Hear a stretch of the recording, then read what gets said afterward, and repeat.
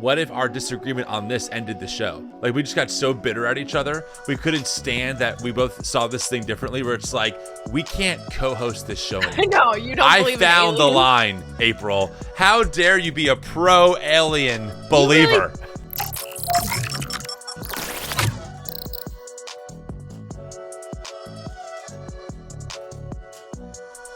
All right, we're recording now. Wow. Matt, trim that out. I don't want the audience to hear me clear my throat like that. It's very unprofessional. So should you start over then? No, I'm sure Matt's going to keep this and everyone's going to laugh at me because I'm a big joke. Oh, Here we are, April. Big joke. This whole thing is one big The joke. whole world right now. We live in a big joke. We live in a circus. Someone told me that the Trump's cabinet picks are not a cabinet, it's a junk drawer. And I'm like, I saw that too. That is so true. Yeah, no, that totally adds up. But although anyway, I think my junk drawers have less sexual assault allegations against it. So. Oh, yes, nice, good one. Happy Friday, everyone. Welcome to the TNE Recap. I'm Tim Whitaker. I'm April Ajoy. Let's roll the stinger. We're back in the saddle, April. Giddy up. Giddy up, giddy up, giddy up now. How you doing? It's good to see you. Good. I'm recovering from... Oh, my God. You are? I'm not. We're not going to talk about it like we did last week, but I think I caught the bug. I don't know how, because it was like a week in distance, but... Wait, you're saying that when we visited you last week, everyone besides you and I got sick, and now you're saying that you're sick this week.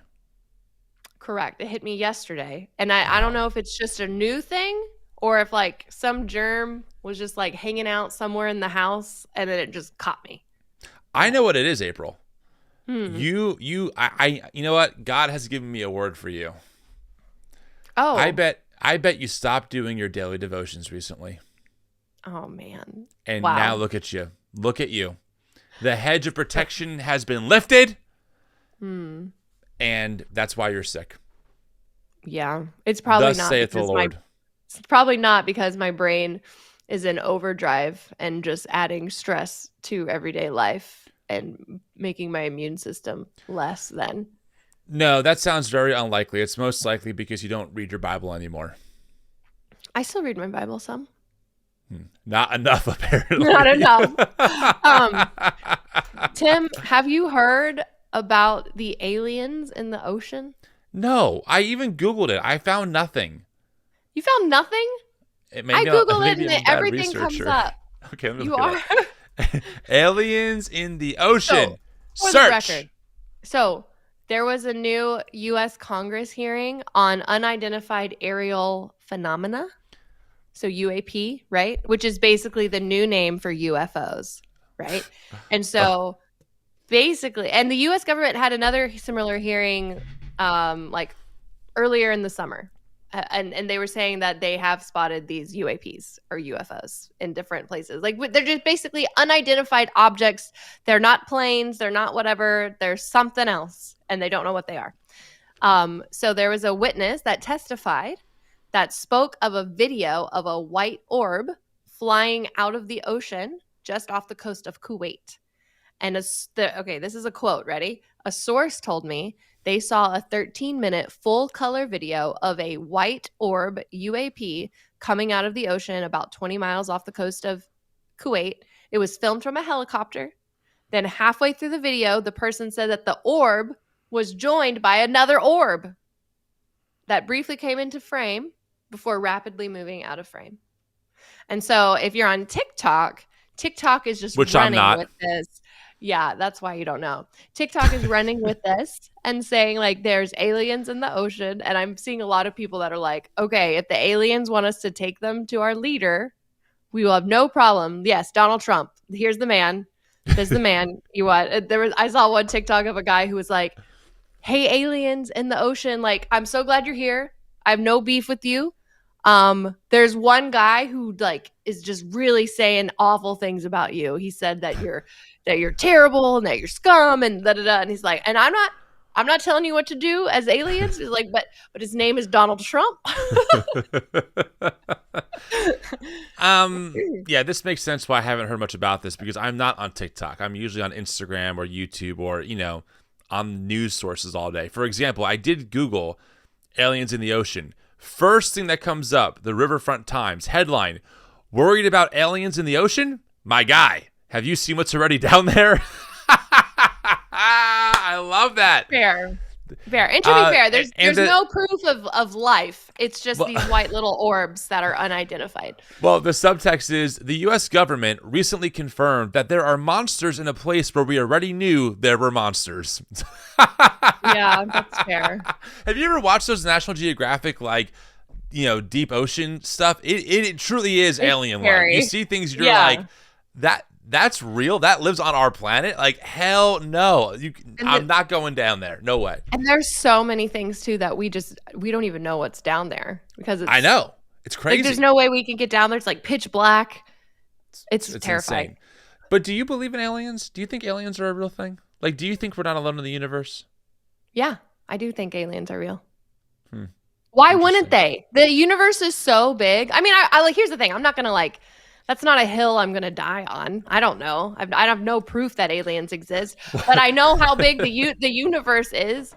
And if we have life here on Earth, the chances of there being life on one of those other hundreds of thousands and millions of planets in an infinite universe, I would say probably there is life somewhere. What about you? I was just thinking, no, I don't think that there's life out there. Why? Well, the evidence doesn't support it yet. There's so many planets, planets we've never even that's a seen. Probability. That doesn't mean that it's true. Listen. If we found evidence, I wouldn't be surprised. But right now, I think that we're alone. That being said, I was thinking it'd be hilarious what if our disagreement on this ended the show? Like, we just got so bitter at each other, we couldn't stand that we both saw this thing differently, where it's like, we can't co-host this show anymore. No, you don't believe in aliens. I found the line, April. How dare you be a pro-alien believer? You really think it's a higher probability that there's no other life than that there is other life? No, I mean, and they don't have to be sentient like we are too. I'm talking about just life, like a flower, a plant, an animal, well, no, a beast. Then I think. Sorry, I was thinking what we think about when we think about our aliens. Sentient beings of that are more adapted than us, or higher, more evolved. I mean, I do think there's us. a decent chance that those exist as well. There's totally a chance for sure. There hasn't been really any evidence yet that would tell us that. I mean, listen, if we can look back into the universe with the Hubble telescope and look at light particles from 14 billion years ago, I would think we'd be able to find intelligent life out there at this point. Now, that being said, before people drop in the comments and call me an idiot, I am an idiot. I have no idea how this stuff works. I'm speculating based on the little bit I know about what we can see in our universe. That being said, I'm not going to be like, oh my God, there were aliens out there? No way, unbelievable. It's definitely probable. There hasn't been enough evidence to really convince me. And also, can I just throw a wrench in people's maybe theological paradigm? If there is intelligent life out there, that's going to mess up the whole Jesus is the only way to heaven vibe. Because how would that work? How would that work? Interestingly, when I was growing up, I was taught that aliens were real, but that they were just demons from other planets to mess us up. And when I say I was taught, not by my parents, it was just the environment at large. But also that's what they say. Anytime this talk of aliens come out, all the rapture Facebook groups get so excited because they think it's a sign of the rapture, because they're like, that's how a secular world's going to justify the rapture happening. They're going to blame it on aliens when really it was the rapture. So anyway, it's all tied together. If we ever find intelligent life out there, it's going to really mess up our ideas and concepts about religion and God and ultimate power and the cosmos and how it works, right? And I think some people... I was just going to say, I don't see how Jesus couldn't have just gone and done the whole gospel thing on all the other planets, too. Well, I mean, if they have a message that sounds similar, that would be crazy, right? I imagine they were like, yeah, there's this dude named Jesus or something, who taught us to love our enemies and then died. I'd be like, wow, that is wild. But if there's no such mythology for them and how they view the world, that is a problem for a lot of fundamentalist Christians. Well, oh, yeah. So many things are problems for fundamentalist Christians. But what if we're the only ones that screwed it all up? Maybe all the other planets were like, just listened from the beginning, They didn't need the crucifixion story. Yeah, they just got it right. Could you imagine if they're like, wait, you guys killed him? Like, you killed that guy? You killed the dude telling you to love each other and love your neighbor as yourself and, for rich people to share the wealth? You guys... Wait, and you didn't just kill him. You crucified him? Wait, you guys took planks of wood and you nailed him to the wood and let him bleed out? Like, what the hell? There's actually a TikToker. I can't remember his name, but he does a sketch very much on this line where he's like an alien and he comes from like an alien comes to Earth and he's like, oh, hey, we know Jesus. He's a great guy. He comes to our planet twice a year. And then the Earth person's like, twice a year? We've been waiting like a millennia for him to come back. And the alien goes, well, maybe he didn't like your chocolates. I'm like, chocolates? What do you mean? It's like, yeah, well, every time Jesus comes back, we give him the best chocolates. Why? What did you do the first time he came to visit? They're like, oh. Right. Man, no, honestly, I wouldn't come back either. That was not a good experience. Sometimes you need those kinds of pieces of humor to shock you, to like kind of wake you up and realize how ridiculous it is that we crucified Jesus when you really think about it. And also just of course the nature of humanity, right? That we are tribalistic, that we will absolutely kill other people if we think that it's justifiable. It is, if aliens came to Earth and saw how we lived, they might really be like, you guys are all humans, but you have your own countries and you fight over who should be in charge, and you have bombs that could destroy your entire planet over and over and over again, and your planet is warming to the point where it could cause, and it already has caused, mass weather events, and some people say that's not true and keep polluting the environment that you're in. Wait, what? Like, there are so many things that just don't add up. Yeah, and you just elected a reality TV star for president? Right.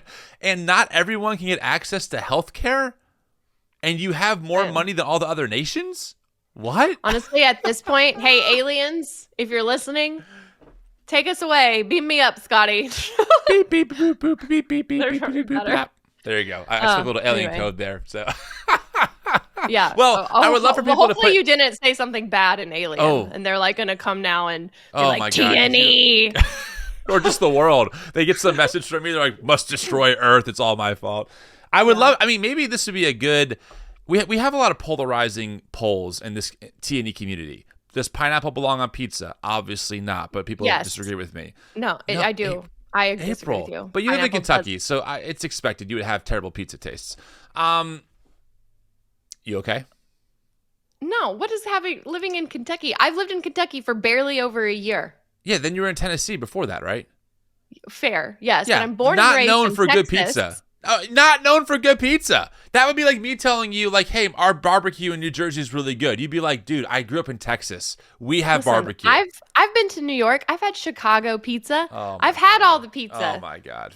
I'm just saying, pineapple pizza that's a valid form of pizza. You don't even say it right. It's pineapple on pizza, not pineapple pizza. No, it's called Hawaiian pizza. No, that's not. Oh, my God. Oh. All right. Anyway, so that's one polarizing topic. Then we have, of course, the blueberry coffee proselytization crusade that I'm on to convert as many people as possible to drinking 7-Eleven blueberry coffee, which, by the way, has an overwhelmingly high success rate, might I just say. My conversion rate is way higher than my conversion rate back as an evangelical fundamentalist. And now we have a new thing to add to the community lore. Aliens. Do they exist or do they not? So maybe put it in the comments if your team most likely not aliens, or no. How should I phrase this? I understand the probabilities, but as of right now, there's no evidence, so I don't believe aliens exist. Well, then That's my just say it position. like you think that there are aliens or you think that there are not aliens. I don't think at this point that there are aliens out there. That's fine. And I think that there are. Okay, so put that in the comments. Team Tim, Team April. Most people tend to side with you on everything, April. I see the comments. April, brilliant point. April, you're so smart. April, you're hilarious. Then here I am, just crickets over here. Just crickets. Or I get critiqued. Tim, you keep cutting April off. Tim, you were condescending towards April. Then I screenshot that to you and go, April, did this actually happen or is it just a weird comment? So I do fact check, FYI. You do. And I did notice earlier you started to cut me off and then you stopped. I've gotten better. I think. I know no, you're totally fine. I mean, part of having a conversation on the internet, you cut each other off. There's Wi-Fi lag. There's things. It's fine. I've cut you off before too, but I am the weaker vessel, so no one cares. Well, when we were all hanging out with Beecher, I think you and I both cut Beecher off a lot. I was like, oh, because we're both chatterboxes, and I caught myself many times being like, I need to stop talking because Beecher has something wise to say. So anyway, Beecher is a wise one. Hashtag self-awareness right there. That's good. That is the biggest difference between I've had people cut me off a lot in my life in the church by men many, many times. None of them were self-aware about it. You are self-aware about it. And I don't think you do it like to a point where I've needed to say anything. So well, that's good. And vice versa. I've been with podcast guests before that are just like, they will just cut you right off at the pass. So, and to be fair, remember when I showed you that graph, our podcast producer sent me our audio form, like our audio waves, and we pretty much had equal audio waves, which means that we were speaking in an equal amount of time on our podcast. And he was like, this is a really well-balanced show. And I was like, thank you so much. So it works out. Yeah. Yeah. Well, the world, America, Trump. What should we go to next? We should go to the amazing video that you and I have produced because we're starting something new. Speaking of proselytization. Yes. How should we intro this? I think if you grew up in evangelical church or you are still in an evangelical church, I'm sure you've had some sort of mission Sunday where they brought in a missionary to some country and they gave a little spiel. They had a little video play where they try to raise money for their mission work. And you've probably heard of something called the 1040 window, which is, a lot of churches like to focus their missionary efforts on. It's like the degree of, it's like 1040, whatever that degree is. It's like North Africa and I think parts of Asia. Anyway, we made a video that kind of spoofs those missionary videos. So it is a joke. It's satire, but also there's a little bit of truth to it because we kind of feel like anyway, I don't want to give it away. Yeah, I mean, is this satire? Because I certainly feel like I found a new life calling as a missionary now, so... All right, let's play the video. This is what April and I made when we were together in Kentucky a few weeks ago. Here we go. Yeah.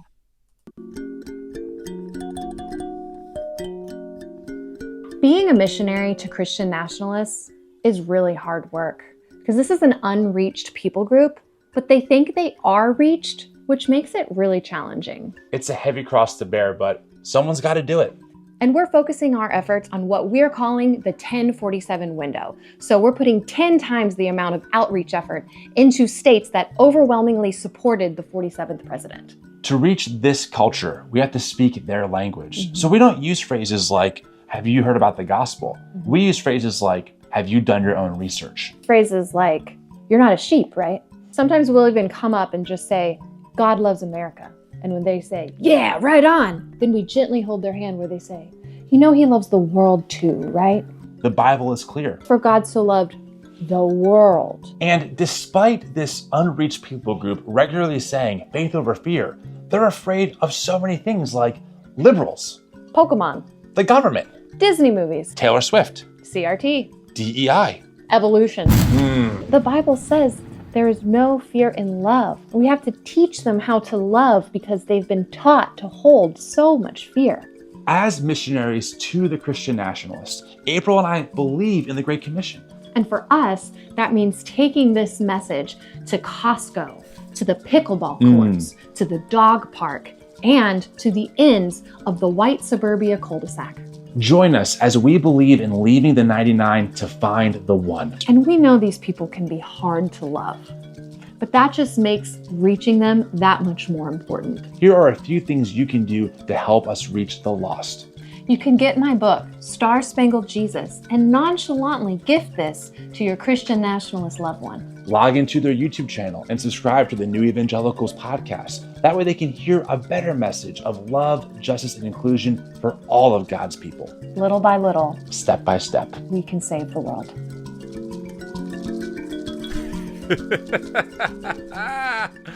There you go, friends.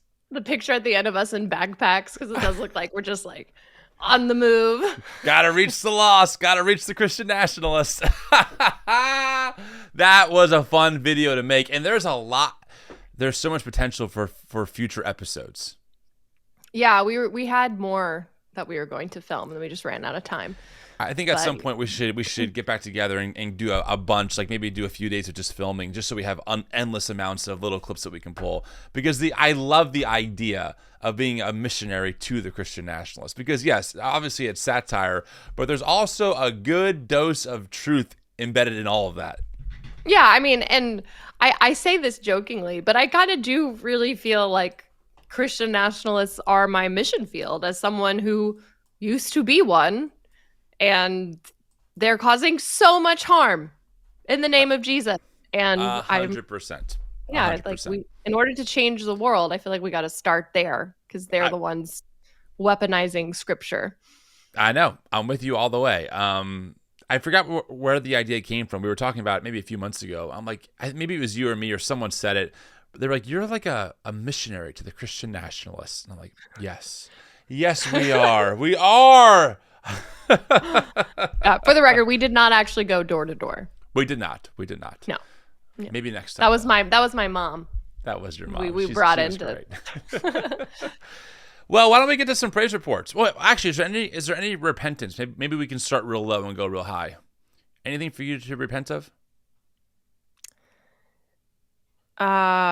Probably, but I can't think of it at the moment. I'm sure there's plenty. Well, if it pops up, let me know. Okay. Let's go over to our praise report here. So this is, we're trying to find some more. April and I have been talking about the need to find a little more positivity in the world.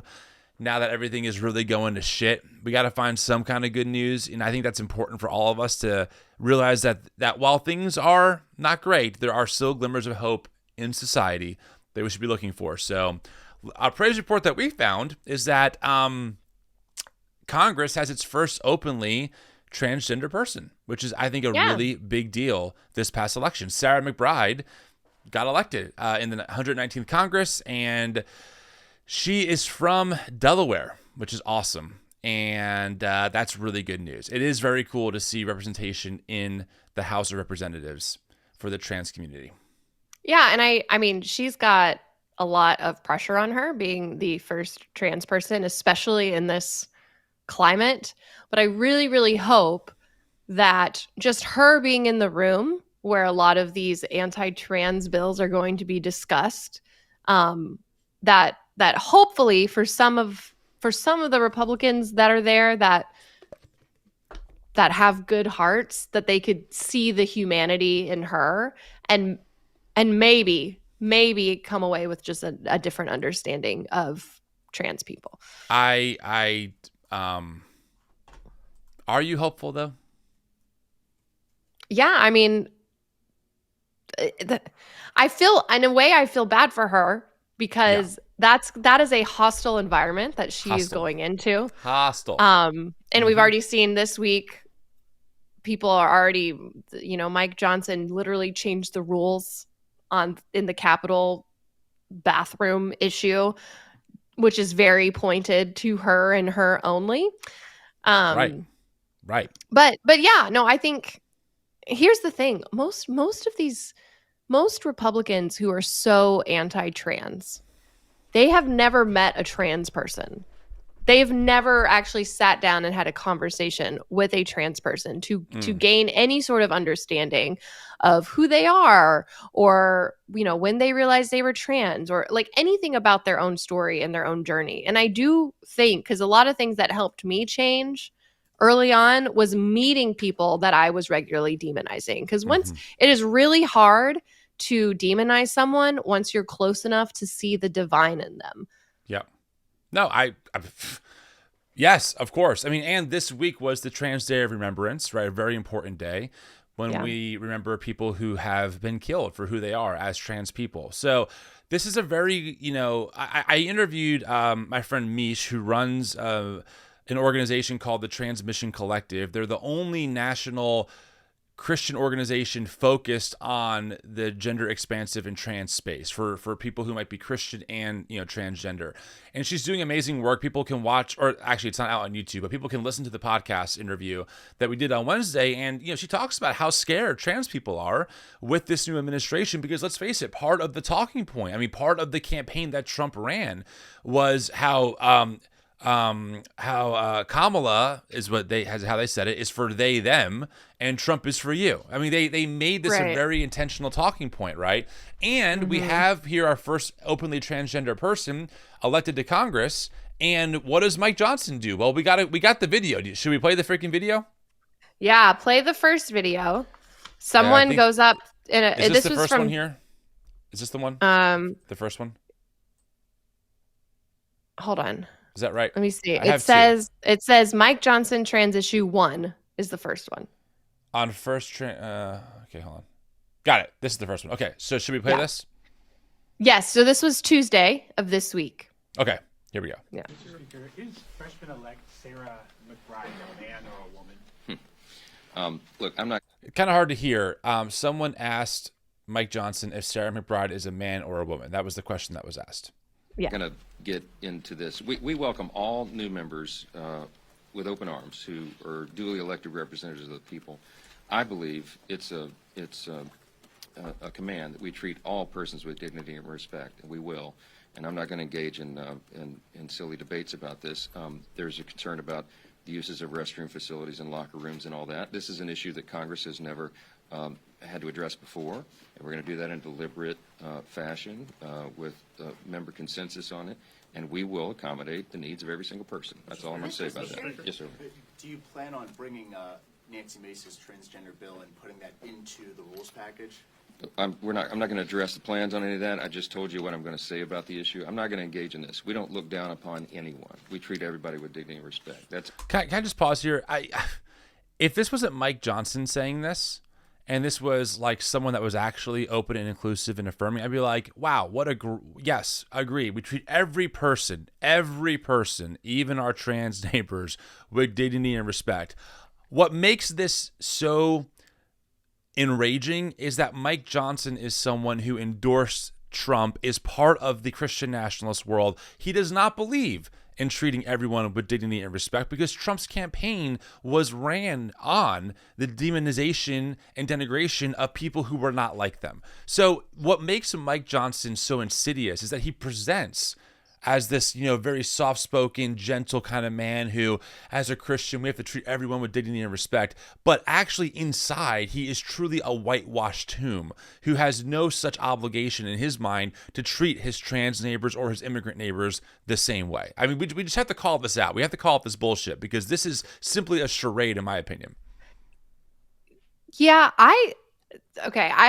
this might be an unpopular opinion. I think he actually believes that he treats everybody with dignity and respect.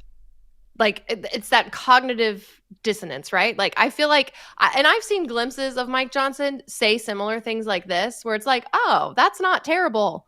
I agree with that.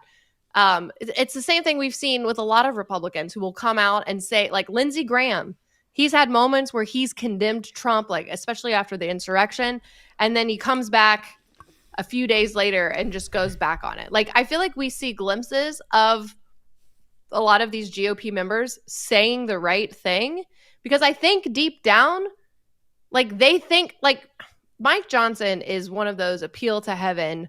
Yes. Openly, he thinks he's like, a new Moses.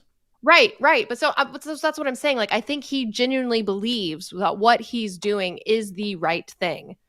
Like,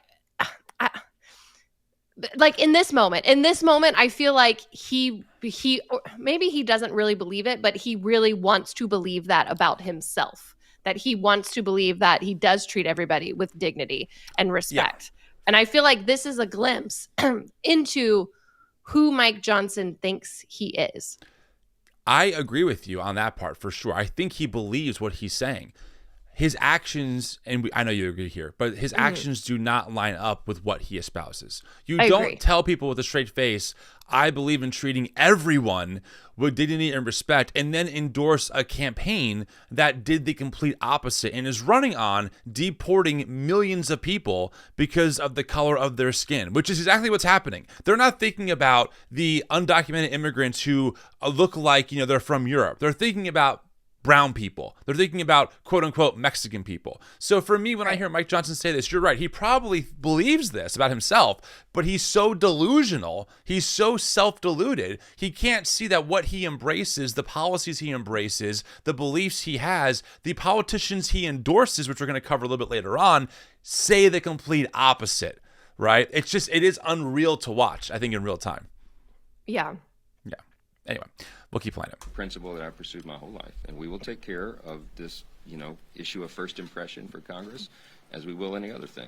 We'll provide appropriate accommodation for every member of Congress. I was asked a question this morning at the leadership gaggle, and I rejected the premise. Oh, pause. Pause. Sorry. I didn't realize that this. You can go to the second video now. So basically, on Tuesday, he was asked, is Sarah McBride a man or a woman? And he basically wouldn't answer the question, said he treats everybody with respect and dignity. And if that is how he answered questions all the time, honestly, I don't know that I'd have much of a problem with Mike Johnson if he backed up that statement. Like, I think that's like, here's the thing. People can have their own beliefs, and right? And that's the difference between just holding a conservative theology and being a Christian nationalist. If you just believe if you are anti-trans because you believe that's what the Bible says, fine. Like, we can't change your beliefs. Like, you can't help what you believe. But as long as you're saying but I will still respect everybody with dignity, that's not Christian nationalism. When it becomes Christian nationalism is when you take your beliefs and then you say everybody has to follow these laws and these rules because it's what I believe. That's where it comes. That's where the difference is. Yeah, essentially, your right to swing your fist stops where someone else's face begins, right? You can believe what you want. I mean, people can't. The freedom of speech really means you can believe whatever you want about anyone, offensive or not, right? People have views all the time that I don't think are great.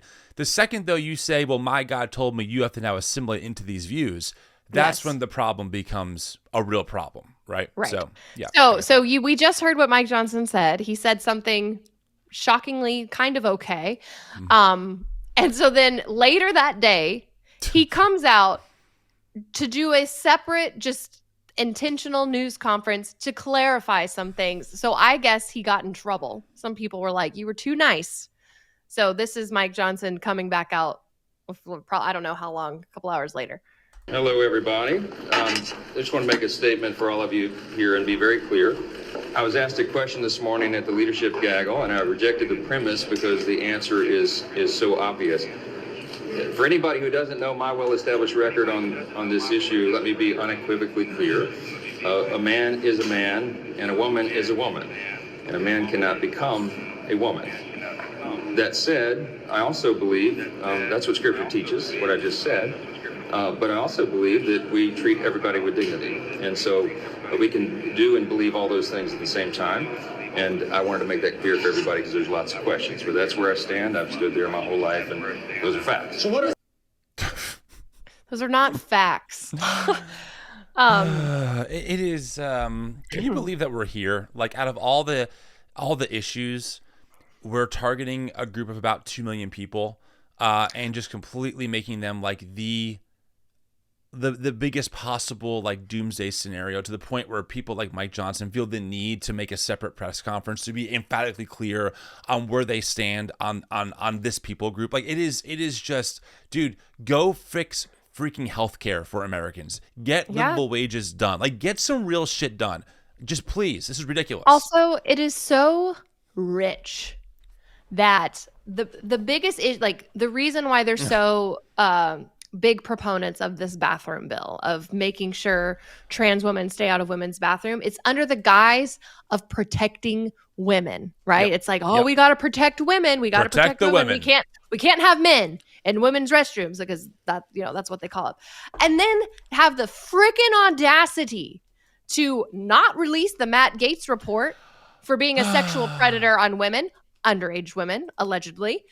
And Pete Hegseth has sexual assault allegations against him. Trump has been found liable for rape and adultery. A lot of like it's so maddening that they're putting all their eggs in this trans basket as to say, like, look, we're the party that protects women. Well, literally, like, how many of Trump's appointees have credible assault allegations against them?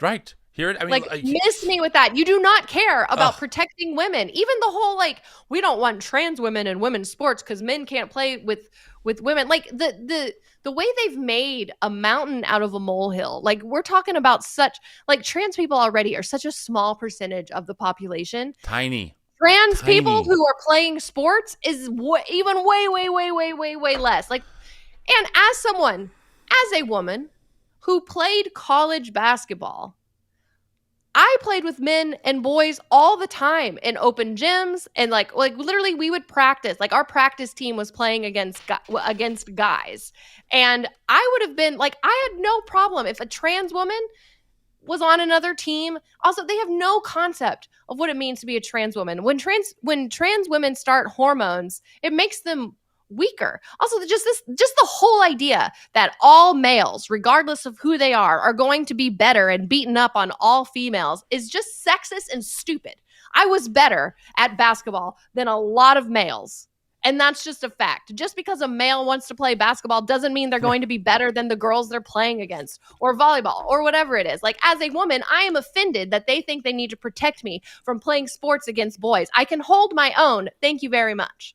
100%. Yeah. Yes. By the way, I've been in gender neutral bathrooms before, where I've walked into it and there's a woman that's walking out of the door next to me and we're washing our hands at the same sink. And guess what? It was fine.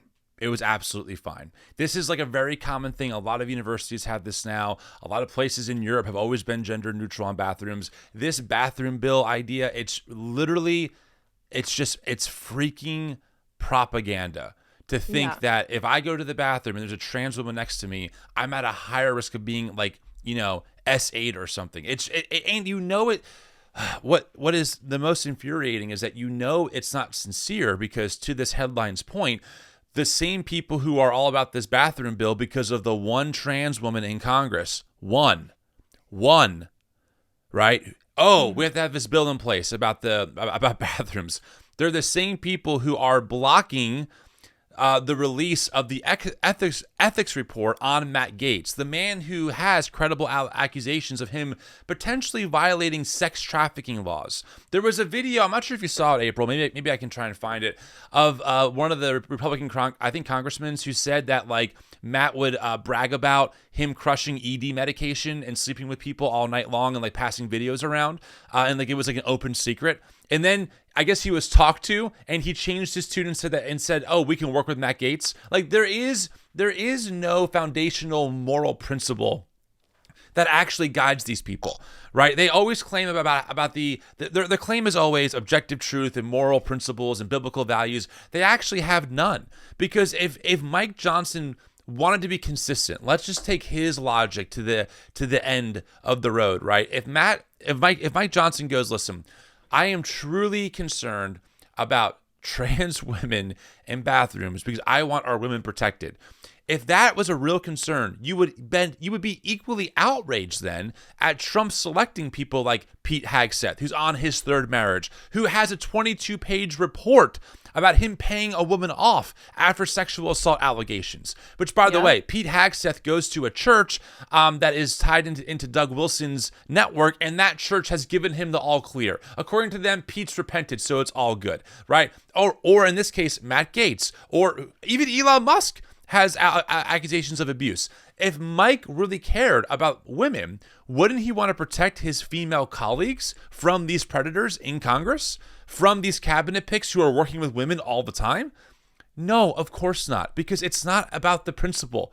It's never about the principle. Matthew Taylor on the scholar on Christian Nationalism, we just interviewed him. His episode is dropping on Monday. It's an in-studio talk. It's one of the most powerful conversations I've ever had in studio. Matt literally was crying on camera because he's so worried about the future. It's a very powerful thing. He said something that, like, it was so good. He said, if you want to sum up authoritarianism in one sentence, truth is subordinate to power. And I was like, wow, yes, because the truth about the sexual assault allegations, the truth about the nature of the people that Trump hires is subordinate to the power that they bring Trump and the Republican Party. So for Mike Johnson, the truth is not the foundational baseline. Because you see, people out there who grew up in evangelicalism, like you and me, April, we were under the impression that truth was the foundational ethic, right? Yeah, we want to find what's true. And wherever the truth leads, we want to follow that road, no matter where it takes us. And then we discovered that was actually a mirage, because what was one layer deeper than the truth was power. And watching our evangelical tradition capitulate their truth and their moral values and their integrity for Trump and Trumpism and MAGA is a clear example of how ultimately truth is subordinate to power in these kinds of regimes. And we're going to see more and more of this. This is only the tip of the iceberg. We're only a few weeks in to what is going to become an official Trump presidency. And we're seeing this clear as day. Well, yeah, and they always take a small percentage of truth, right? They take just enough truth and then they just surround it with a bunch of propaganda. But because there's a little bit of truth in it, then people feel like they're supporting truth, that what they're saying. No, look, this is true. Like even the Laken Riley exactly. I was just going to go there. Right? Mm-hmm. Yeah. Yep. They take an undocumented immigrant who commits a violent murder, which is terrible, terrible, evil. Yeah, yes, terrible. They take that one case and then apply it to all undocumented immigrants, and they say this is an epidemic. This is something that we need to get a hold of because they're letting in all these violent criminals and they're coming after you and they're killing you. And they use it's a true story. What happened to Laken Riley is terrible, but that's one case. And they've used one case and applied it to an entire people group.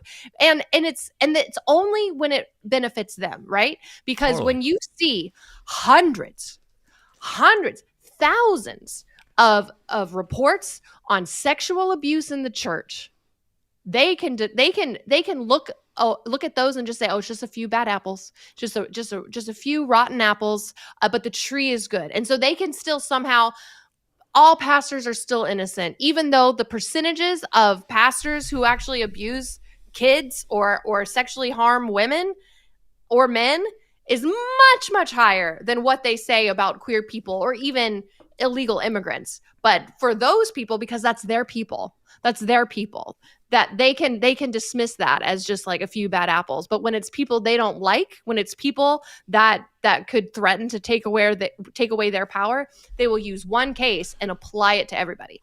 100%. I mean, Laken Riley is a great example of that because, to your point, April, of course what happened to her was horrible. It was evil. It was vile. It was tragic. It should never have happened. Listen, we're both parents. The thought of me losing my child in any capacity, let alone a violent crime where SA was involved, right, is absolutely it's atrocious. It is a hell on earth scenario. So none of what we're saying is in any way diminishing the reality, the gravity of what actually happened to her, right? And I'm so glad that he's being put away for life in prison. Absolutely, 100%. And at the same time, Laken Riley's father, in earlier this year, March 18th, an article came out, was criticizing that his daughter's death was being politicized. Quote, she was much better than that. And his wish was that she was remembered for who she was instead of being used as a political pawn in this game of immigration, right? And again, it doesn't matter. Ali Sucky doesn't care that Laken's dad doesn't want her being used like this. There's no respect for the family. To be very clear to the audience out there, the Cato Institute has done numbers on this, peer-reviewed research and data. undocumented immigrants are half as likely to commit violent crimes as their native-born counterparts. The narrative that undocumented immigrants are destroying countries or destroying our cities or are full of cartel gangs is overwhelmingly not the case. Now, does that mean that bad people do not make it in undocumented? No, of course. And that's why I know of no one who is opposed to getting really good border reform done, meaning let's get better systems in place where we can vet people quicker. Let's put more judges on the court so we can figure out these cases instead of having to release them because of all the wait times. Let's put money into the technology to vet people. Of course, obviously, we want to do all of those things. But what makes propaganda effective, to your point, is that there's a hint of truth with a lot of lies, right? And this narrative that we have to deport the immigrants, we have to deport the people who are destroying the country is propaganda. Period. Also, can we just say how dumb this idea is? Because I'm not sure if you saw in the news this week too. Trump wants to utilize the military to carry out mass deportations because Stephen Miller, the person he hired, I guess in his cabinet pick to be the border czar, is arguably he's not a great person. He literally said, I have a clip that we can pull of one of Trump's rallies, that America is for Americans only, which is a direct echo of, Nazi Germany, the person who was running that, the guy who starts with an A and his last name starts with an H, saying that, Germany is for Germans only. There's a clear parallel here. The KKK ran on anti-immigrant sentiments. Now, it wasn't necessarily people coming from south of the border. It was Catholics and Irish folks, but there was definitely anti-immigrant sentiments with Jewish people, etc. The same system, the same ideology keeps getting repeated. It gets rinsed, it gets tweaked, and then it gets repeated again. And so this idea of Trump, just think about this for a second. Trump's plan is to spend government money, billions and billions of dollars. So he wants to spend money, not cut budgets here, right? He wants to spend money. He wants to figure out a way to use the military to go, door to door to check people's papers and then to deport them somewhere, somehow. So in theory, let's just take a very classic example. Let's say that there's a family here, and by the way, this is common, that has been here undocumented for maybe 5 to 8 years.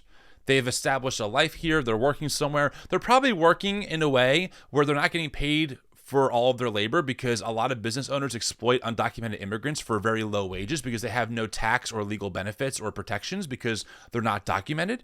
So this family starts here. Their kids are in school. They have their friends. Their life is here. Maybe they even have a community here.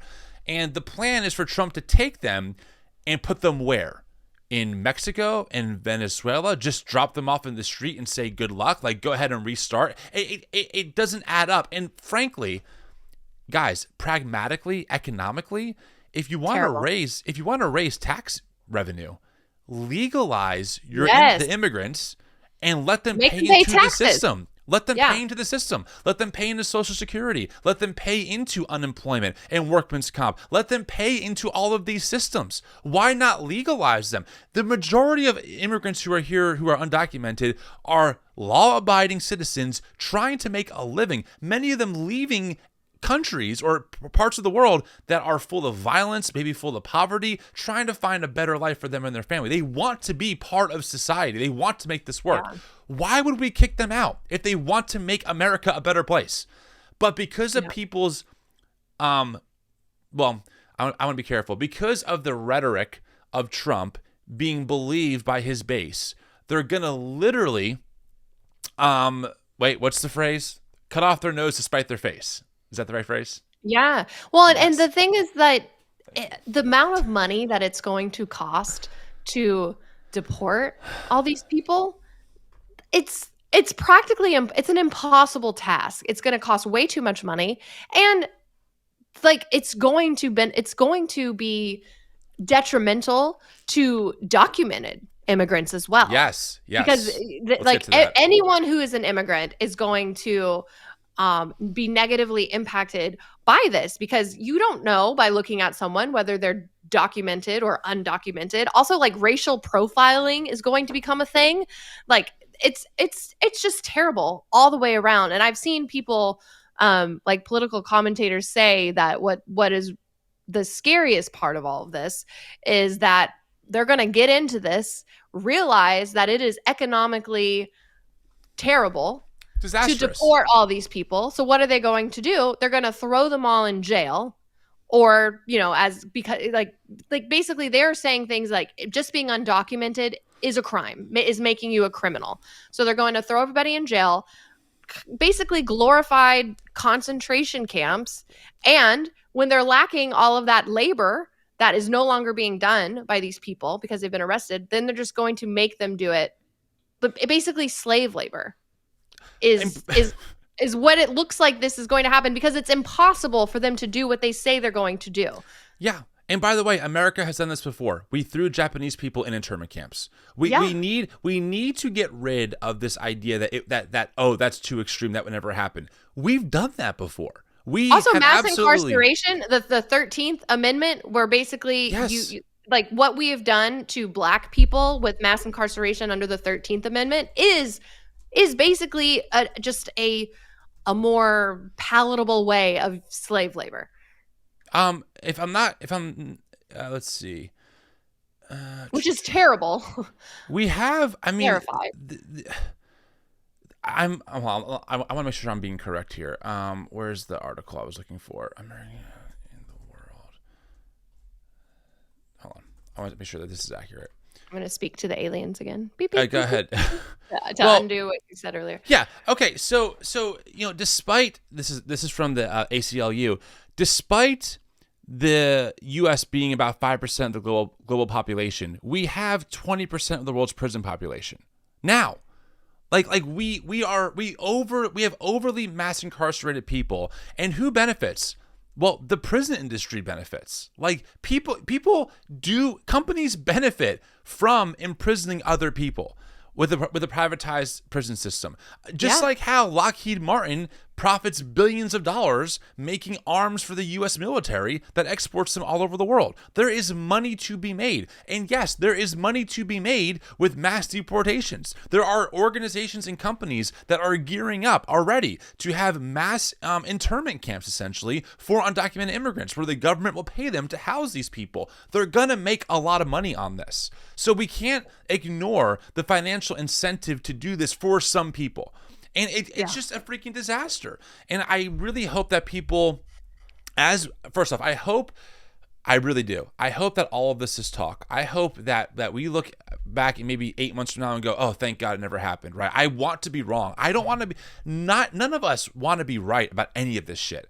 I didn't want to be right about Project 2025 being the Republican playbook. Unfortunately, we are right, because it looks like Trump is vetting Russ Vought, the guy who's the architect behind Project 2025, for a cabinet position. But again, I don't want to be right. I wish that it was just a bunch of hogwash. I wish that 180 plus conservative organizations got together to make a 900-page playbook for the incumbent, for the new conservative president, because they were bored and it really meant nothing. I wish that was the case. And same thing is true here. I really hope that this is all talk, and that mass deportations are not carried out, and that people, human beings made in the image of God, right? Human beings who have the Imago Dei stamped on them, I hope that they are not thrown into internment camps and being held indefinitely just because of their legal status, when America could legalize them. We could legalize them and make them productive. Well, they're already productive, but we can make them tax-paying, productive citizens in the U.S., right? Giving them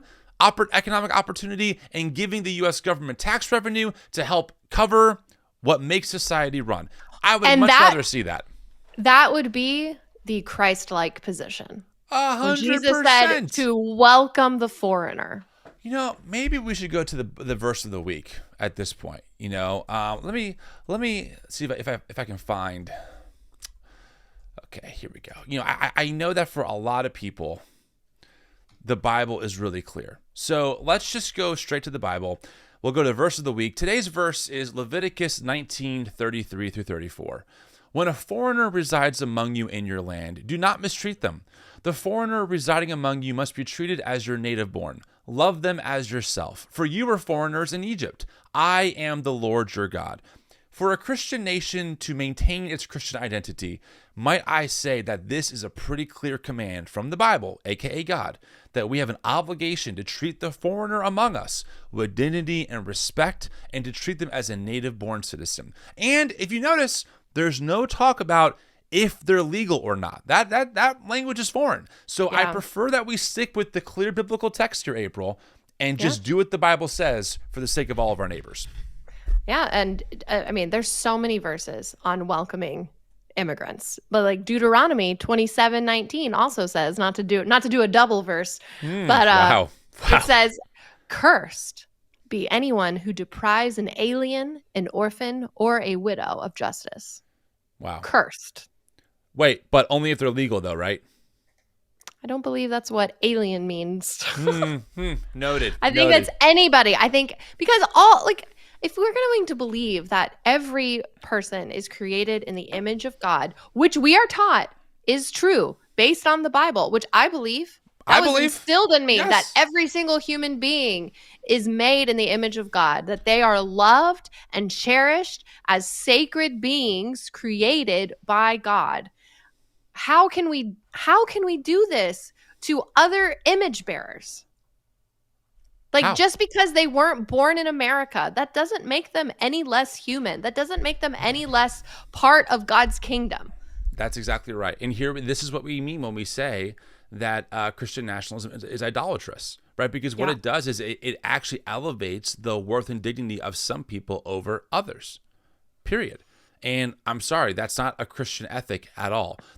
It just isn't. I mean, even Jesus, right? Like, what you do unto the least of these, you did unto me. This is like very basic Christian principles. And here's the thing, right? I'm not saying, I know that there are people out there who believe in open borders, and maybe we'll have some people on the podcast just to explore what that might look like and why they hold those views. I'm always open to hearing.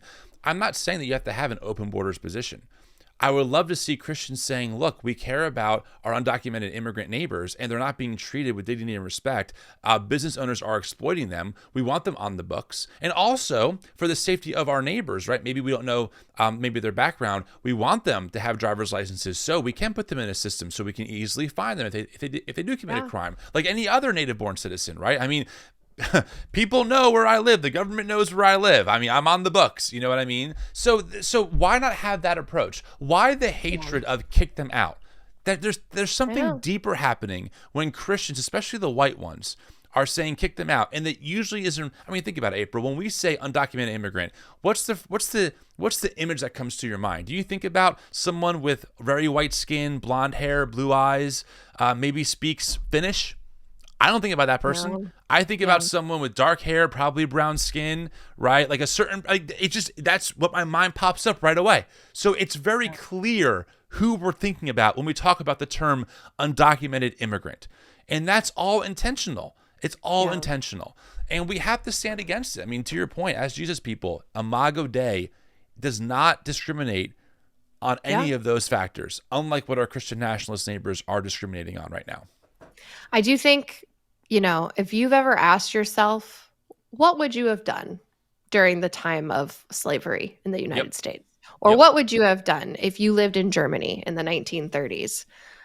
I think, and like Tim said, I hope we're wrong about this, but I do think we will all know soon what we would have done, because we're going 100%. To be given an opportunity to either stand for humanity and what's right and for the love of God, or to be pushovers and part of this political pawn and this push for power. Well, let's talk about Stephen Miller real quick, right? This is a great, I think, point to that. It's much bigger than just the criminals, because this is how propaganda works. By criminals, you mean undocumented. Thank you. Yes, I do mean that. For a while, what was the cry? We have to get the cartels and gangs out of the country, right?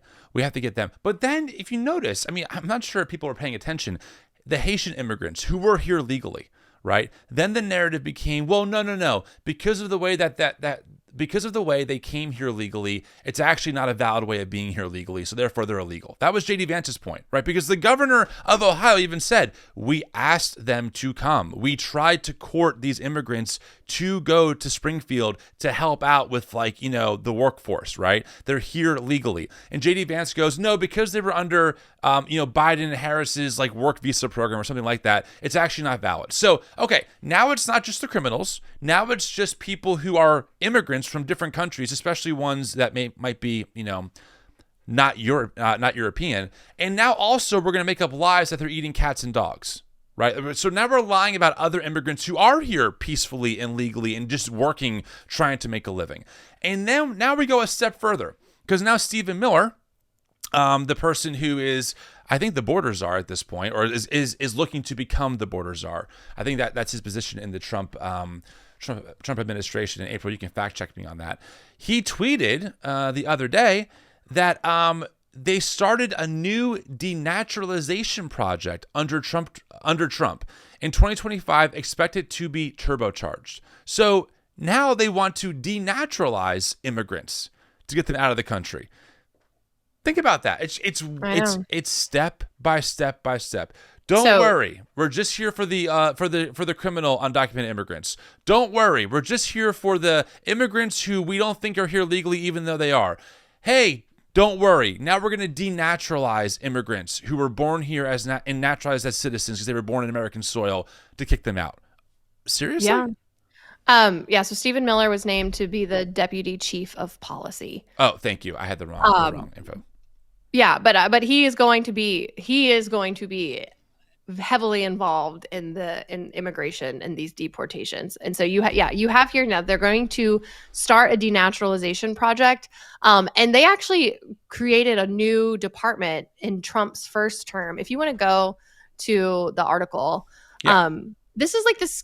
I mean, it's scary already for undocumented immigrants, but if you are an immigrant in this country, it looks like they're going to be targeting even just naturalized U.S. citizens. This will tear families apart, because there are people who became naturalized citizens through marriage, through birth, people that, like, if you deport these people, you will be ripping apart families. So Trump has named 3 deportation hardliners to key positions. Stephen Miller and Christian Nationalism are 2 of them.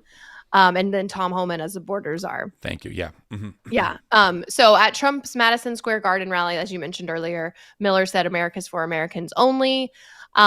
So even documented immigrants are not going to be safe, because Miller has declared that he will pursue the seldom used process of denaturalization to go after people who have been citizens for years or decades, based on suspicions about purported fraud on their naturalization applications. Individuals stripped of citizenship will then be subject to deportation along with Miller's other targets. And so I'm reading this article from The Hill. It says not every discrepancy or inconsistency is evidence of fraud, of course. So it's inevitable that some legitimate citizens, or those who made minor mistakes based on confusion, are going to get caught up in this overzealous investigation. Can I just point something out here? This goes back to the question. America is for Americans only. Who are the Americans? It's not legal status, because for Stephen Miller, he's willing to denaturalize certain people to kick him out. So what does it mean to be an American? What are the qualifications that make someone American? Because the original mantra was, well, of course, if they're here legally. But we know that's not true, because Trump has no problem calling people the enemy from within. Right? Yeah. Making it seem like, hey, there are people in America who hate this country, who actually aren't true Americans. They want to destroy the country. Usually they're Democrats or they're socialists or these supposed Marxists that exist out there. So it's not just if you're a U.S. citizen. And this further proves that point, that for the MAGA world, an American is not just your legal status. That's simply a ploy to use for propaganda to get the votes you need to get into power, to then start enacting things like this, where you're willing to go through the denaturalization process of certain citizens based on suspicion, which, again, that's a very loaded term. What does that even mean? To potentially kick people out of the country because you just don't like them. Right. And even just to say America's for Americans only, like, we stole this land from indigenous people. So true. This was not our land. Right. Originally. So and we killed a lot of them. We almost wiped out the entire indigenous people population, like in the most brutal way possible, right? The Trail of Tears, etc. So yes, that's a great point, April, 100%. So some history. By the early 21st century, denaturalization was mainly sought for accused terrorists, war criminals, and human rights violators who had concealed their backgrounds on their visa and citizenship applications. It gives an example of a time Obama did that against someone. But so this is the part that is scary. Can we read this, though? It's important, Yeah, I think. sure. During the Obama administration, for example, a successful denaturalization case was initiated against Rasima Oda, I don't think I said that correctly, sorry, who had concealed her previous conviction for a supermarket bombing in Israel that had killed 2 university students, right? So this is an example of why someone might be denaturalized, where they lied on their application and actually, like, you know, bombed a supermarket. That makes sense. If you lied about who you were and you did something like that, maybe we should revoke your citizenship. That's not what we're talking about in this case of what Stephen Miller wants to do. This is surgical. That's one case. Stephen Miller wants blanket cases. Yeah. So during Trump's first term, the Department of Justice established a new denaturalizing effort called Operation Second Look that was tasked with investigating the citizenship of thousands of immigrants suspected of obtaining naturalization by fraud, misrepresentation, or deceit. So they hired a whole bunch of new agents, initially more than tripling the number of active denaturalization cases, and then promising many, many more. And while Democratic administrations had focused on those who have done something terrible, Trump investigators were primed to go after, quote, people who did nothing of note or whose wrong caused no harm. Yeah. And so then journalist M. Gesson explained that an expansive hunt for invalid naturalization applications can turn millions of naturalized citizens into second-class citizens by, quote, taking away their assumption of permanence. And then even worse, thousands of immigrants naturalized as minors through a parent's application may have their citizenship annulled through no fault of their own. Perhaps worse still, if that is imaginable, many American-born children might find their citizenship in doubt if their parents are denaturalized, given Trump's pledge to end birthright citizenship for the children of undocumented immigrants. So it does say that, fortunately, though, denaturalization is a judicial process with a right to a trial in federal court. But there is no right to appointed counsel in denaturalization cases, so every accused defendant will have to bear the expense of retaining a lawyer. Well, and if you're doing this to potentially tens of thousands of people, the line to be seen by a judge and have a fair trial will probably extend to years, right? Because we don't have tens of thousands of judges that are just willing to take that's how our system works. Like it's not enough. Where are they going to put these people while they're waiting on these trials? Exactly. And guys, we know that the people that we just elected hate immigrants. Trump said immigrants are poisoning the blood of our country. Yeah. Not criminals, immigrants. They're poisoning the blood of our country. His wife is an immigrant.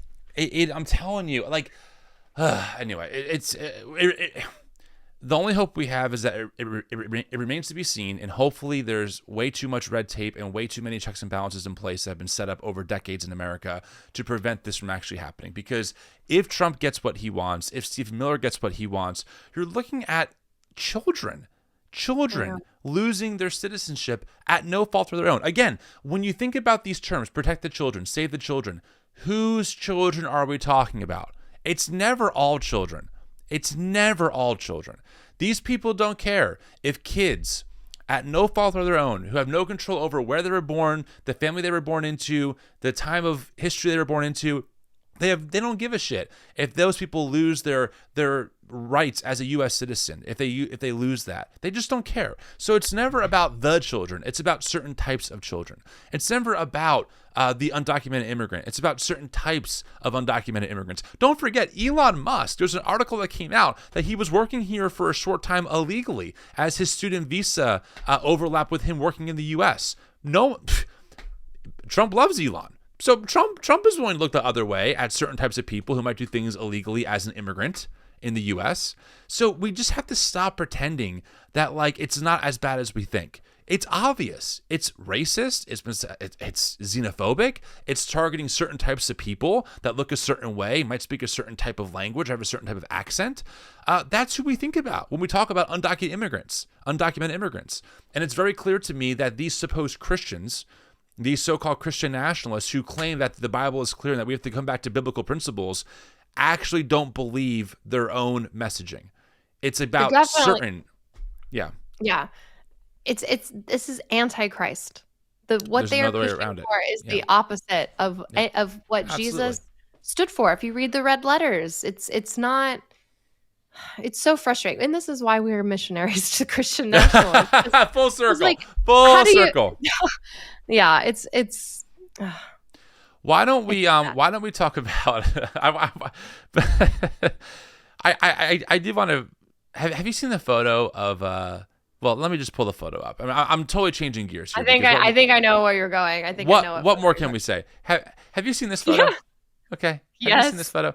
The sure photo have. is Elon Musk, Trump Jr., Mike Johnson off to like the right, and RFK, and it's a whole table full of McDonald's food. Okay. Now, one of the reasons what makes this photo so suspicious is that RFK is Mr. Big pharma, big corporate food. McDonald's is poison. We can't eat this shit. It's killing our kids. And yet here he is holding a Big Mac. I think that's a Big Mac in his hand. I want to play a clip of RFK talking about Trump and the food that he eats before he became part of the Trump administration, before he endorsed Trump, all of that stuff. Here's what he said on a podcast. I forgot who he was talking to. I think his name is Joe something. But here's what he said. Oop, that's the wrong button. Here we go. Listen to this. This is RFK a few months ago. The stuff that he eats is really like bad. It's not, campaign food is always bad, but the food that goes onto that airplane is like just poison. Okay, so RFK calls the food that goes onto Trump's airplane poison.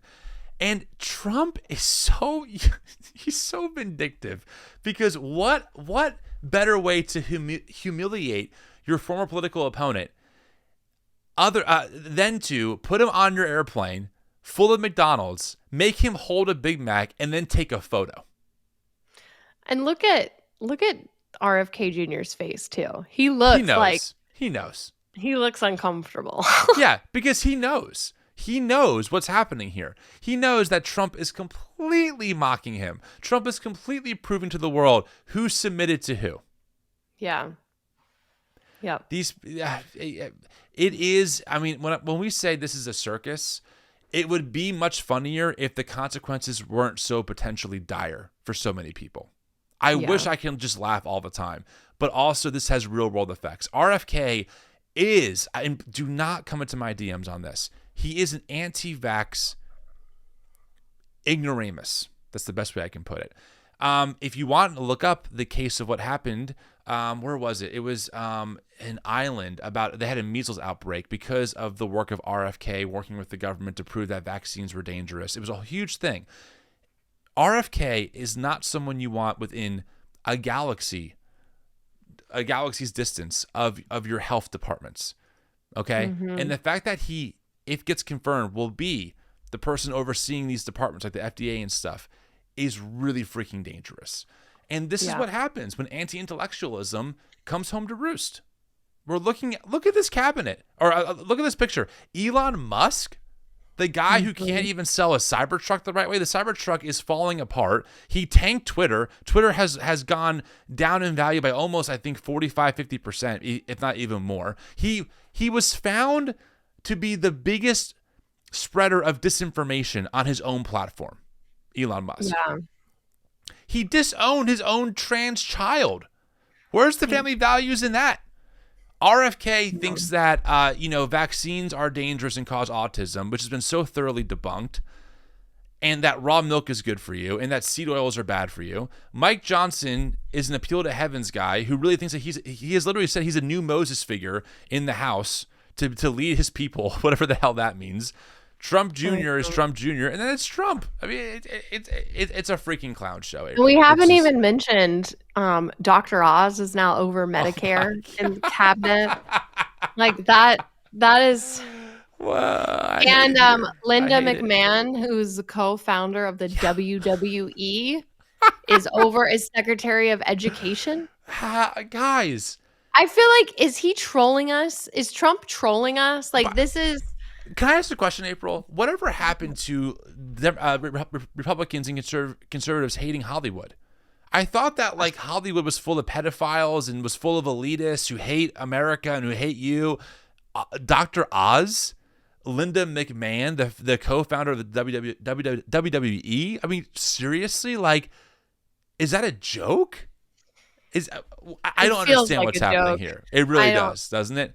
Honestly, when I read the Dr. Oz headline, I saw it as a screenshot first, and I was like, "Oh, haha, that's satire." Me too. I thought it was the Onion. I thought it was. I had to double check.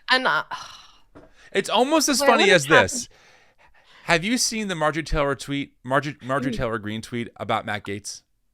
Yes, please share. Okay. So just for some context, obviously Matt Gaetz has been under a house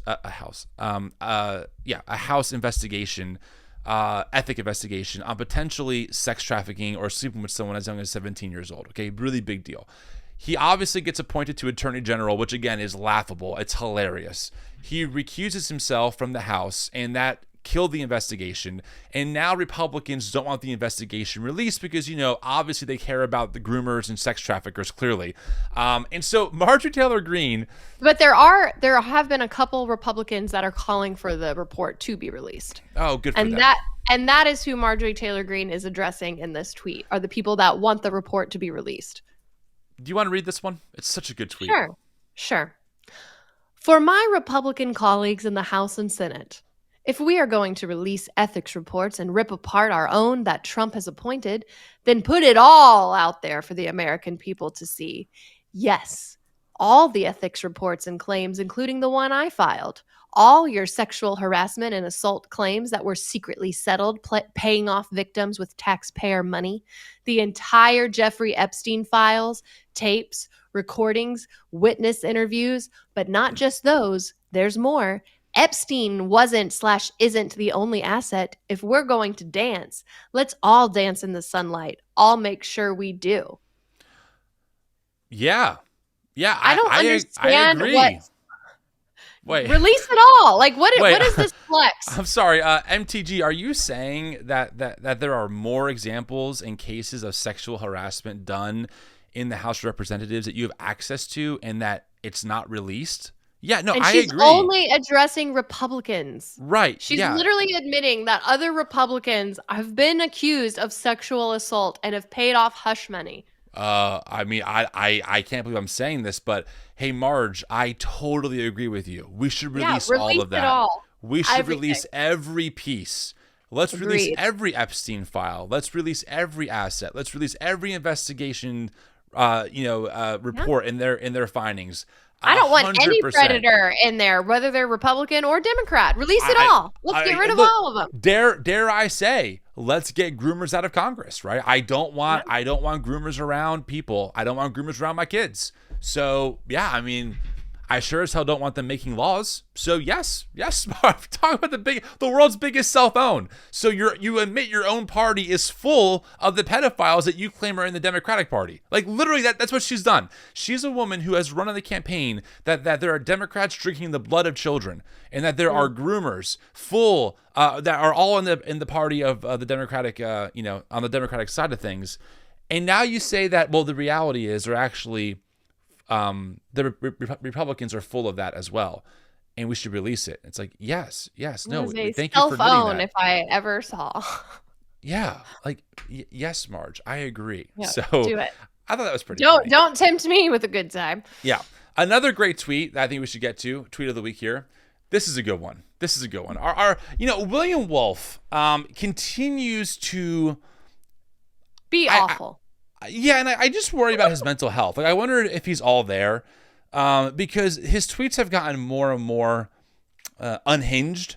Now he listen. Here's the thing, April. He blocked me a while ago. I met him at America Fest. We shook hands. We sat down and talked. So he knows who I am.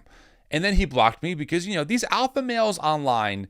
I've noticed this pattern. They really are keyboard warriors. I've reached out to many of them to talk to them on the podcast or to have a conversation, even in person. There's someone in my area in Philly who is one of these bros. I'm like, dude, let's get coffee. Yeah, maybe. Leaves me on red. Anyway, so William Wolf has not blocked me. He likes to quote tweet me and snipe from above, and then let his little minions go after me. And then when I reply, he completely ignores me. Well, also thanks to Twitter letting us see blocked accounts, I can still see what he tweets. It's wonderful. I can't comment on it, but I can still screenshot, so that's nice.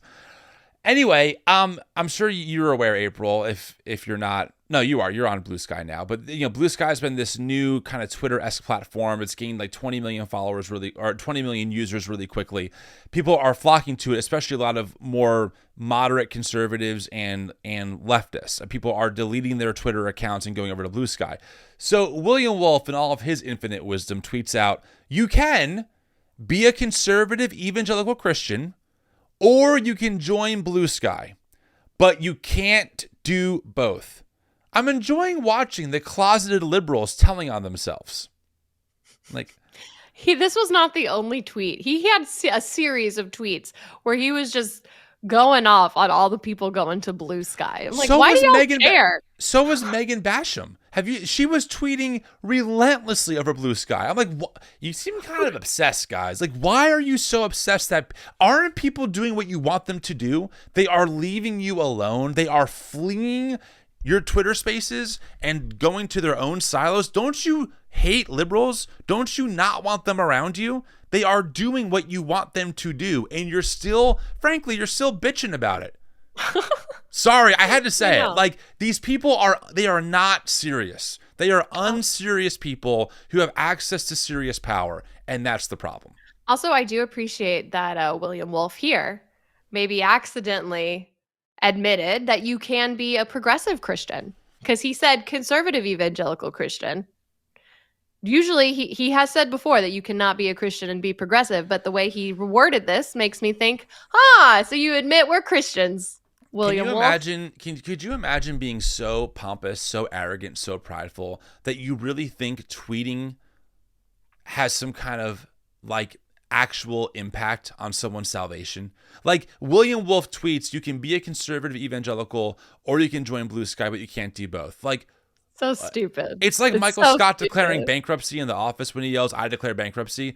It doesn't mean anything. Like, these words have they have no weight behind them. But William Wolf is so pompous, he's so arrogant, he's so ignorant that he really thinks he has some kind of influence or power to impact someone standing with God Almighty. Wow. Yeah. Bravo, William.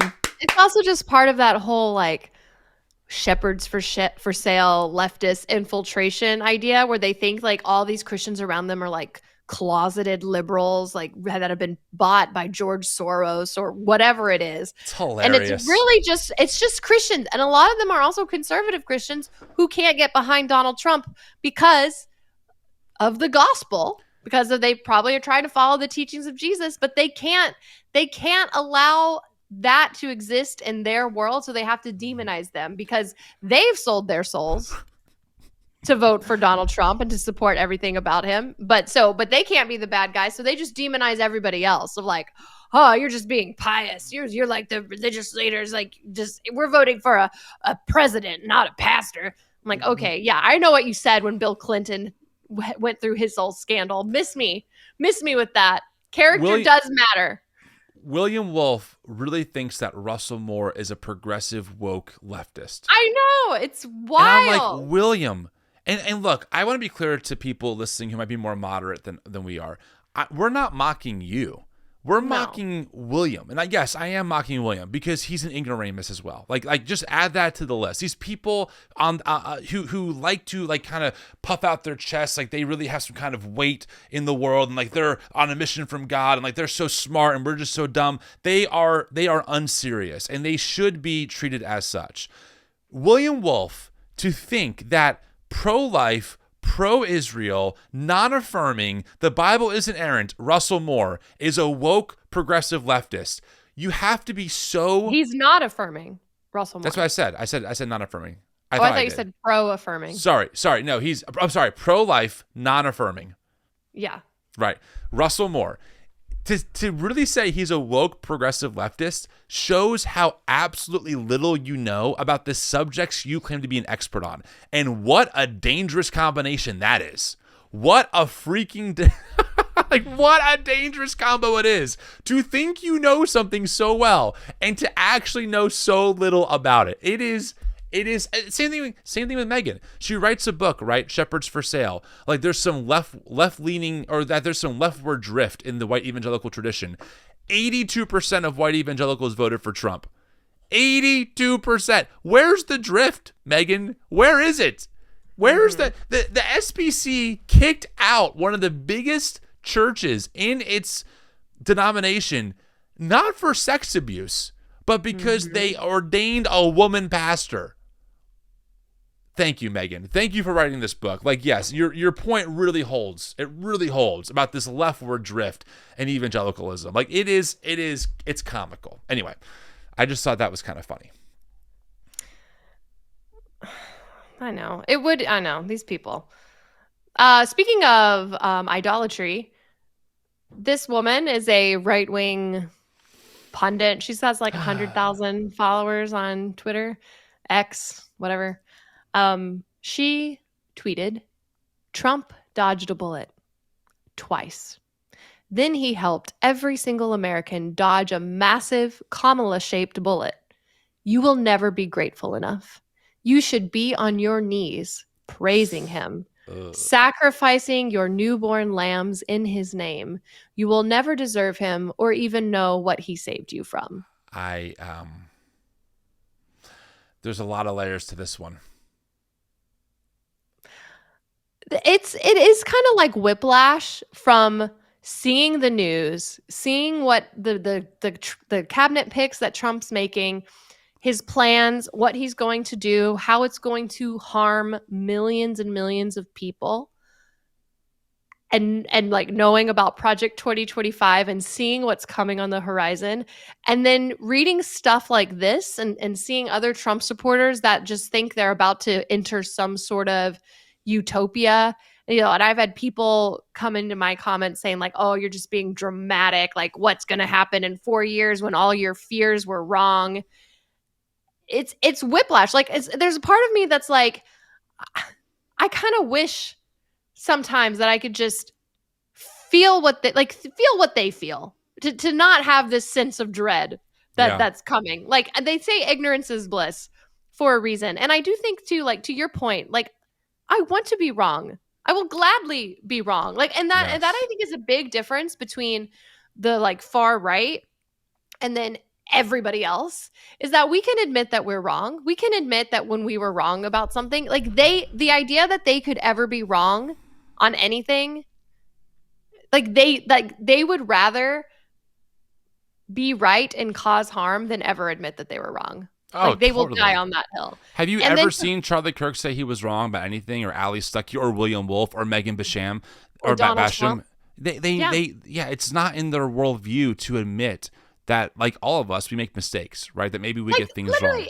And Donald Trump, like with the hurricane, where he said it was going to hit Alabama. The weather people were like, actually, it's not going to hit Alabama. That is such a stupid fact to like be wrong. Like, literally no one would care. That is something no one would care that you got wrong, because Trump's not a meteorologist. Like, there's a lot of grace for the fact that you just got the direction of a hurricane wrong. Like, it's not a but big deal, could not admit that he got it wrong. He literally doctored with a Sharpie the map of the hurricane path. You can clearly tell he added Sharpie, like, because he could not admit he was wrong over something stupid.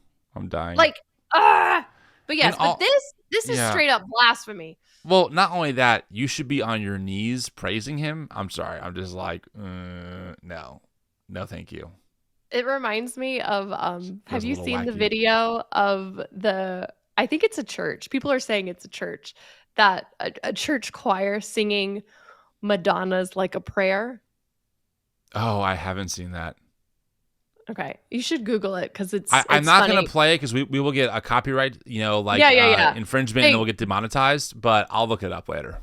It is funny because Madonna's lyrics are not actually about being on her knees and praying, and that's all I'll say about that. But that's why it's going viral, because people are like, I don't think they know what the song's about. That's hilarious. One thing I wanted to say before we ended and kind of landed the plane is, I can imagine, I'm sure like you, April, you always kind of think about how the audience might perceive whatever you're saying. And I've had some epiphanies that I'm still working through, and maybe I want to get your thoughts, then we'll close the show. I am realizing more and more that when it comes to the leaders of the Christian nationalist MAGA world. You know, your William Wolfs, your Trumps, your Elons, your RFKs. I do not believe in compromising with those people. I don't think that they are ever going to be willing or interested in trying to find a better path forward together. I don't ever see, Trump being like, I've rethought everything, guys, because all the incentive is for him to stay the same.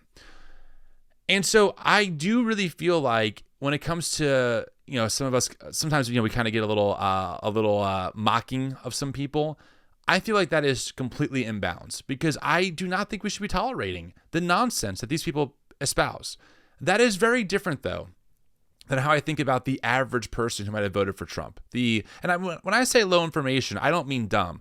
I just mean someone who doesn't pay attention to this stuff because they have other passions in life, and there's only so much you can follow in one day. Some people love listening to sports talk radio 24/7, 365.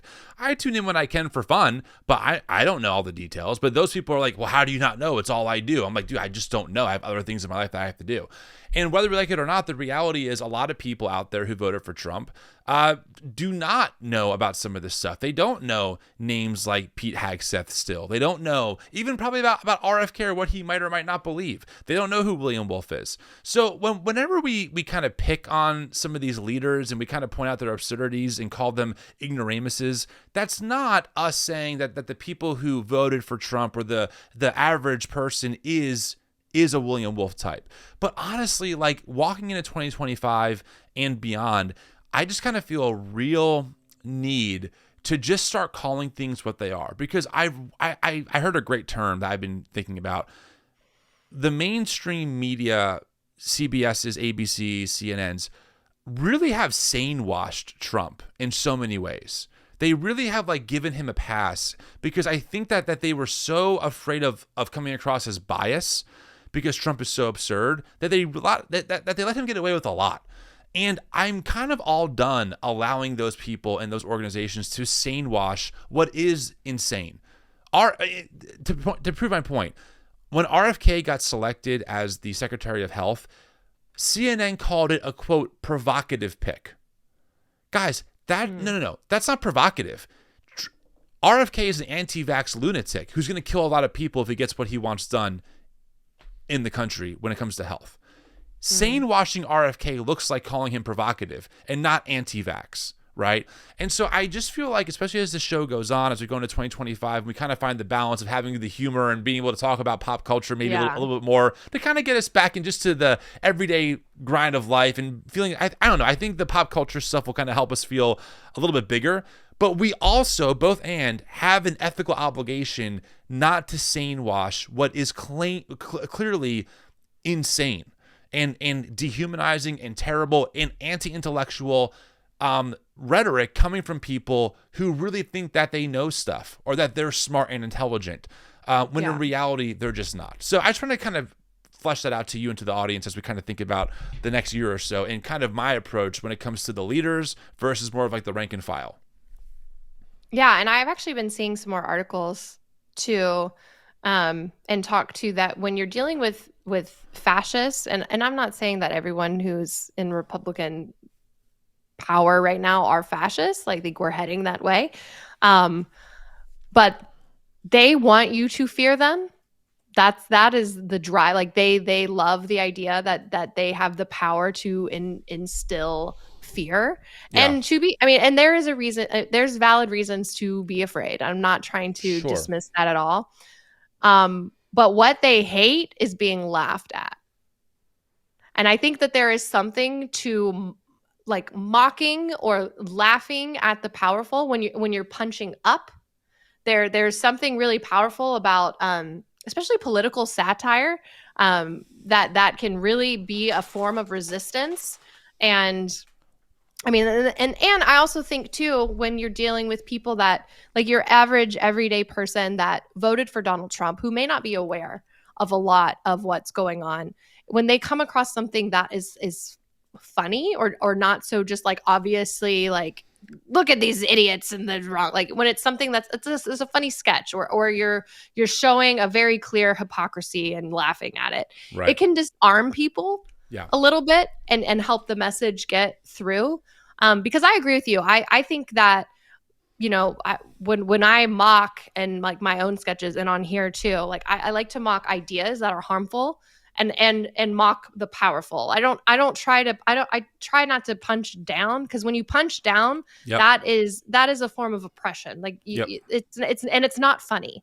It's it's not, and it's not helpful.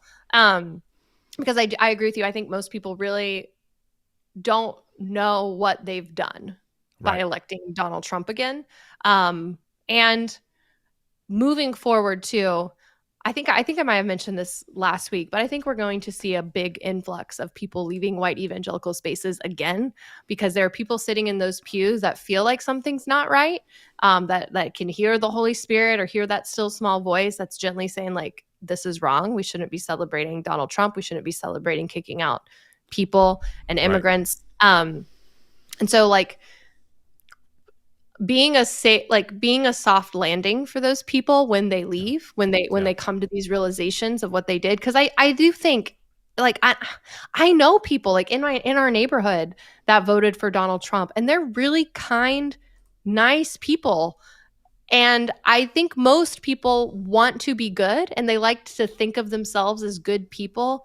And this is kind of what, I mean, I've been saying this a lot, but I think we have to like call onto people's goodness, whatever is still in there. Because I think once you can show someone that what they're supporting is harming people, if you can get them to actually acknowledge that things that they have supported are harming other human beings. Yeah. That's where you can get them to change. But it can't be in a way of like, look what you did. Like you did like that, because that just makes people double down. Which is why it's okay. Which is why I think it's good to do that to the powerful, to the people in power, to the policies and the ideology. Like call that out, mock that, you know. But we're not painting, when we talk about Trump and Trumpism, we're not talking about, you know, just every single person that voted for Donald Trump. Exactly. Because there is a difference. And also, whenever we use the F word, the fascist word, we don't mean it as a slur. It's not us denigrating people. We're being accurate. We're saying, listen, if you read Jason Stanley's book on fascism, it's just called Fascism, you will see that this is not, it's not like calling someone a Marxist, which has become really a slur. There's like no foundational belief that, you know, that these people are actual Marxists. That's oftentimes a slur. But when we say that, you know, hey, Donald Trump is embracing fascism, we're pointing to a reality. Like, hey, here's what fascism is. Here's what Donald Trump is doing. Compare and contrast. So, yeah, his own former chief of staff said exactly. that Trump was basically the definition of a fascist. So that's just saying, like, taking what he says, like saying, like calling him what he is based on his own words. Exactly. So there we go. That's our show. That is the Friday recap for this week. We covered a lot. I mean, we always do, but as always, and April, it's good talking to you and hanging out with you. Yeah. And in some pop culture news, Wicked comes out today. Oh, yeah. Friday. Yeah, that's right. Wicked? Have you ever seen Wicked? Yeah, I've seen it on Broadway twice. I've never seen it. Okay, can I brag for a second? Please. This doesn't happen often. It doesn't. Sometimes, no, it does not happen often. But sometimes cool people follow you on social media. And the lead actress in Wicked on Broadway follows me.